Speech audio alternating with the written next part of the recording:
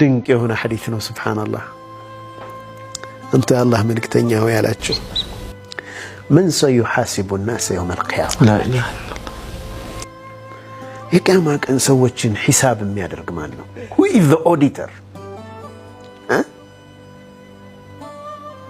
ሚተሳሰበኝ ማን ነው አላቸው። ስለሰራሁት በዱንያ ላይ ስራ ሒሳብ የሚያደርገኝ ማን ነው? قال النبي صلى الله عليه وسلم الله አሉት። فقال بنفسي ራሱ አላህ ነው የሚተሳሰበኝ አላቸው።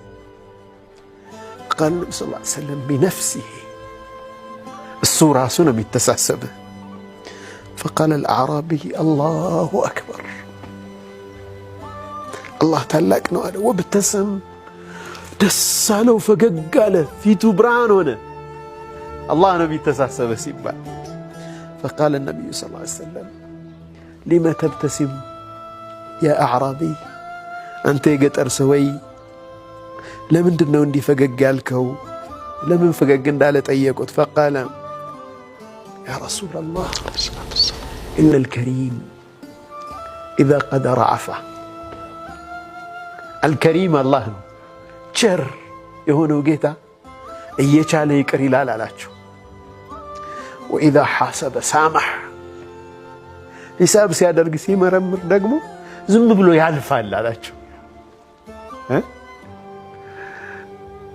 إن الكريم إذا قدر عفا وإذا حاسب سامح ይቅር ባይ ነው ይተውልሃል ማለት ነው። አንዳንድ በጣም ቀልባቸው ጥሩ የሆኑ ሰዎች ሂሳብ ሲያደርጉ አሁን ቀጥረው ያሰሩትን ሰራተኛ ድንግት ይላል የሆነ ሂሳብ ሲጎል ተው ይሄና እኮ ያጋጥማል ያልፍ 5 ሳንቲም ማሳልፍ ደግሞ አለ ከሚል አታምልክነው ሰላም ነጋዴ እንኳን ሆኖ ረጁሉን ሳሚህ አላህ ይወዳል ወቃላ ችክም አበድረው መንገድ የሚቀይሱ ሰዎች አሉ። ራሳቸው ተበዳሪው አይደለም መንገድ የሚቀይሱ ሲያየኝ እንዳይሸማቀቅ ላኢላሃ ኢላላህ ነብዩ ሰለላሁ ዐለይሂ ወሰለም ፈገግ አሉ።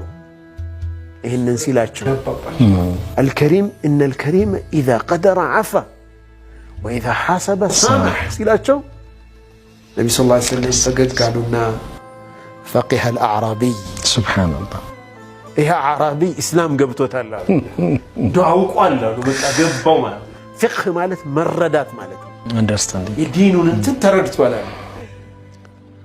ألا لا كريم أكرم من الله عز وجل